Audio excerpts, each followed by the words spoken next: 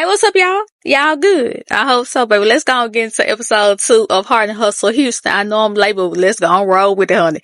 The title of that episode was The Good, the Bad, and the Fine, alright? So episode 2 opens with Alaina showing Josh her new space. She goes over the ideas for the space, and he was like, it looks just like you envisioned. He complimented her on the space and everything, and she says, this is my new baby now, by myself, on my own. And he was looking like, okay, you don't have to do all that. She asked him how did he feel about it. He said that it was time, but it was when she said that she was tired of having a coworker as a husband. He was like, oh, okay. Because in a way, that was a dig. Because usually when couples work together, they say we're partners in business or something like that. They don't normally refer to them as a coworker. And I think that made Josh feel away.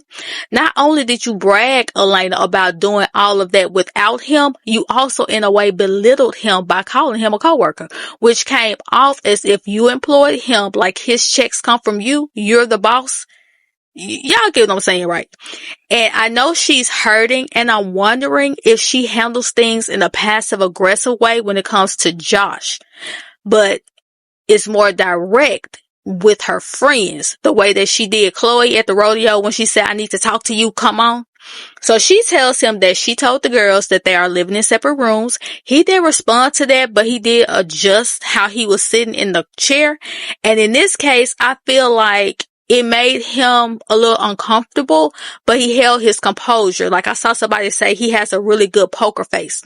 As far as his facial expression and his breathing was concerned, that really didn't change. So in Alaina's confessional, she lets us know that her and Josh have been married for 15 years, but for the last 3 years, the marriage has been a little shaky. She suggested that he moved into the guest room. She said throughout the marriage, she has experienced things that she hasn't healed from, and trust is not there. She said that she wants to see growth in her life because she doesn't feel good in the space that she's in, and she wants to change it. Now, I told y'all last week that there seemed like there was more going on with Alaina and Josh, and I asked, did he cheat again or maybe had a baby on her? And here she tells us that there were things that she experienced throughout the marriage. So it wasn't just him cheating on her while they were engaged. And she said that there were things that she hasn't healed from, which goes back to me saying when LeBrina asked her how was she, this, that, and the other, she said that she wasn't in that space anymore. She was good and great. And like I said, that was a lie, because you can't say that you're healed and then start crying about this man cheating on you while y'all were engaged 15 years ago as if that was the only time, and say that you're healed and whole. No. People say that to make it seem like they have moved on. But it's always the story that you tell versus the story about how you got past it and through it. You're not healed. You can tell us one thing and be feeling and experiencing something totally different. That's like if I came and stuck you in your hand with something pointy and twisted it, it's gonna hurt. And you're gonna have to get it taken care of. And in a day or two, it's still not gonna feel no better. It's going to take time for it to start to heal. And then finally, it's going to be healed to where I could come up there and thump you on it and it won't faze you because it has healed. Right? So when people say they're healed and then now you're going through all these emotions again, you're not healed in this situation right here that I'm talking about specifically. Okay. And she wasn't healed when she walked down the aisle either.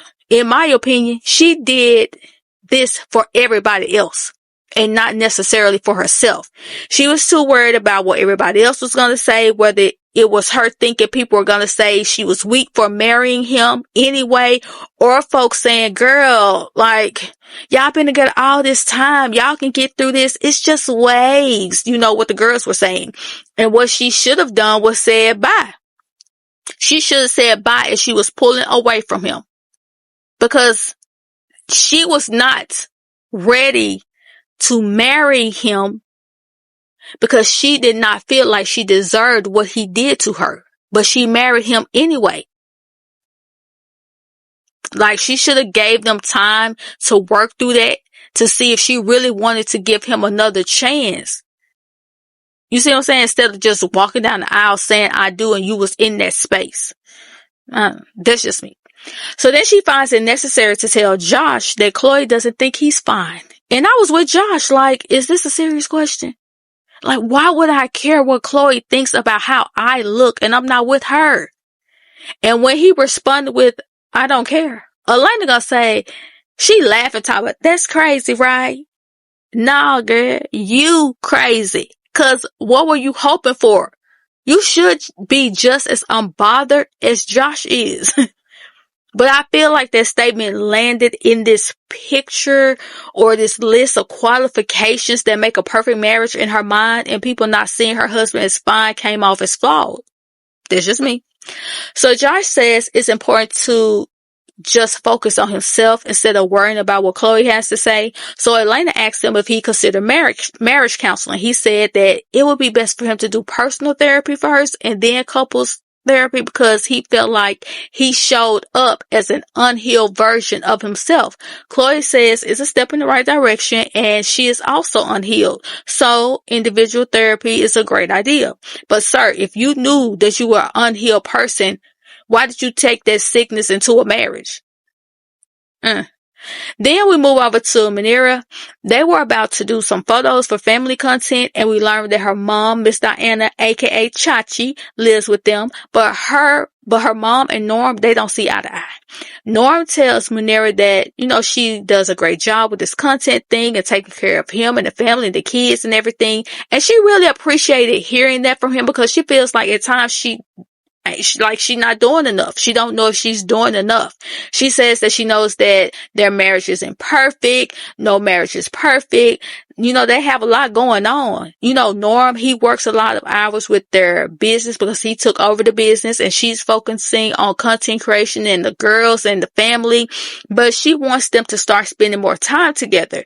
She wants them to start trying new things. She don't want it just to become the same old thing over and over again. So they went to Cooking with a Twist. Norm said, that he was so happy that somebody was going to teach Muneera how to cook. And it's not that she doesn't know how to cook. She just doesn't like to cook. While they're cooking, we learned that Muneera's parents divorced when she was young, and she feels like her mom holds a lot of resentment towards her dad. And when Norm asked Muneera, has she talked to her dad, she said that she talked to him about a week ago, and she also said, quote, sometimes it's a little difficult, obviously, with moms living with us, right? I have to consider her feelings at all times, and because of everything they went through and how she feels about my dad and them not having the relationship they once had, end quote. That's a problem for me. Cause what does talking to your dad have to do with your mom? Why would that be difficult to do? You don't have to talk to him while she's around. She don't even have to know that y'all talk, period.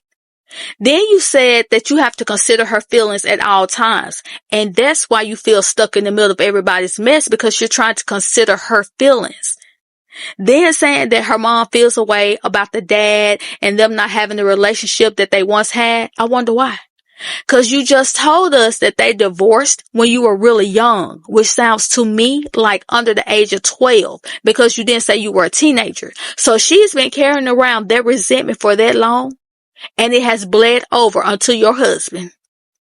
This is just me, y'all, but she probably comes to you triggered because something Norm may have said or done, whether good or bad, may remind her of her ex-husband. Now she mad at your husband, and instead of letting her know she's probably overstepping or causing issues where there really aren't any, you become the buffer. You're stuck between. So Muneera lets us know that she's very close to her mom. They were outside talking about, her mom being in the States for over 10 years. The kids love having her around. And Muneera then tells her about her idea that her mom, and Norm should spend time together. But the mom says that she can't change how she grew up. She's from India, and she's her mother. And to me, that sounded just like when people say, well, that's just how she is, meaning they're not going to change, so deal with it. But the mama says that her and Norm are going to be fine. Like, girl, I don't think we're going to be doing all that old eating out and stuff, but we good. So then they go sit, to have dinner, and baby Norm is praying the desires of his heart that his wife will start to cook more. He hopes, baby, that the Lord will hear him. And Muneera like, you play too much, basically. Now, while this man is enjoying this good old food, they just stood over there and made. Now, she says, I want you and my mom to hang out more. Baby, Noah was eating that food. And when she said that, he looked up like, I don't know if Noah was about to choke or pass out. Cause he was like, we barely get to spend time together. And now you want to include your mama. But he says, whatever makes you happy. It's more like, I'm just doing it because you asked me to do it, not really that I want to do it. So then we move over to Ro and her daughter Sophia. She checks in with her to see if she likes living in their neighborhood because, she's making changes in her work life. She wants to create more time for her daughter. She wants to have a family.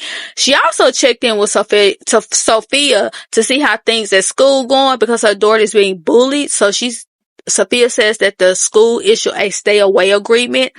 And of course, they're bullying her over a boy. So Ro let her know, regardless of how good of a person you are, there will always be somebody ready to hate. Just don't let it change you. So then Ro tells her that she has a date. And Sophia was like, with who? LeBron James? Ro said, who? He's like 80, ain't it? But why Sophia say, he just turned your age? I was like, dang, baby. Them kids, honey, they'll call you out, baby. They'll get you straight on together. Then we go with Chloe to visit her husband, Noah, who passed away.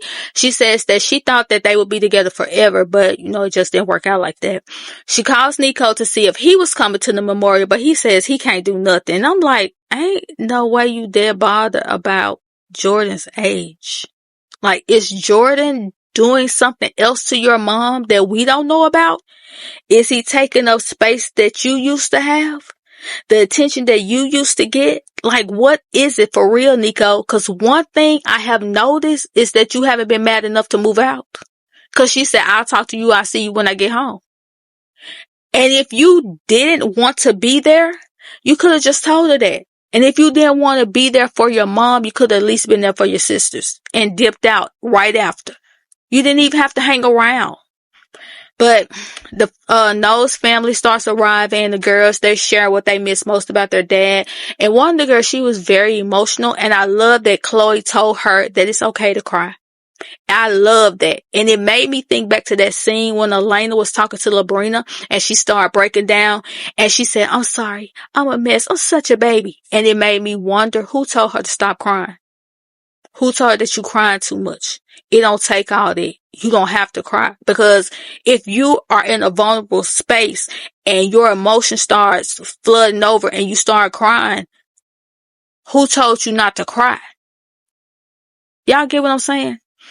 So then we make it to the rodeo. So LeBrina tells Muneera that they should go to the rodeo and that they did.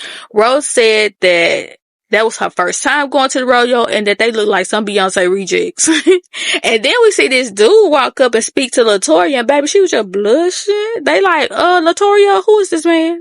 Chloe says that LaToya has some kind of guard up and she's too cute to be hiding from all this love out here waiting for her now. LaToya, get it together. So they watch the rodeo and then they go to the petting zoo. They get in that pen and Ro is standing back like, yeah, I am good, hon. I am not for all these smells and these ghosts and these pellets and stuff on. But Ro had her arms folded up like, let me up out here. But she did touch one of the animals. Well, she didn't know what the animal was. What is this? They said, a goat. But Ro is funny to me, honey. So, when they leave out, Alaina says that she's been thinking about what Chloe said about Josh not being fine. Talking about she likes to get things off her chest and just have fun. But yeah, still her and Josh over there in separate rooms, transitioning and working things out beautifully. But that's neither here nor there, because girl, you sound crazy. So she going on and on about Josh being fine. She tells Chloe that she wouldn't want anybody saying anything about one of her family members. Chloe says, you know what, I'm gonna let Chad in. Basically, you know what, we're gonna agree to disagree. Chloe apologized and said, you passionate about your man, baby. Alaina says, forever, and he's fine. Chloe said, I'm happy that you think he's fine. Because girl, as long as you think Josh is fine, that's where it is, okay? Be like Josh. He don't care, okay? Let's leave it alone. So, she walk out top saying, Josh is the finest man in the world, ladies. She said, girl, you so petty. Go on somewhere now.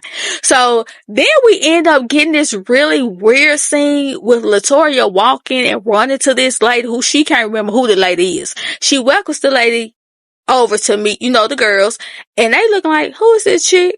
So she sit over there and she talking for a minute. Then before she leaves, she says, I look forward to connecting again in the future. What?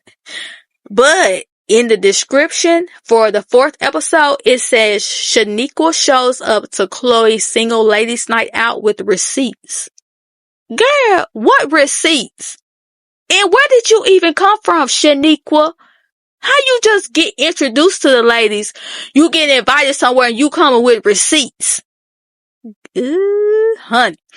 So then Chloe and LaToya, they go get something to drink and she tells her about Alaina pulling her to the side about Josh. LaToya let her know, well, I mean, you can't be talking about folks' husband like that, girl. And Chloe, she felt like it was just a light conversation. But LaToya tells her about Alaina saying that she felt that you can't pull a man like Josh. Chloe said, I don't want a man like Josh.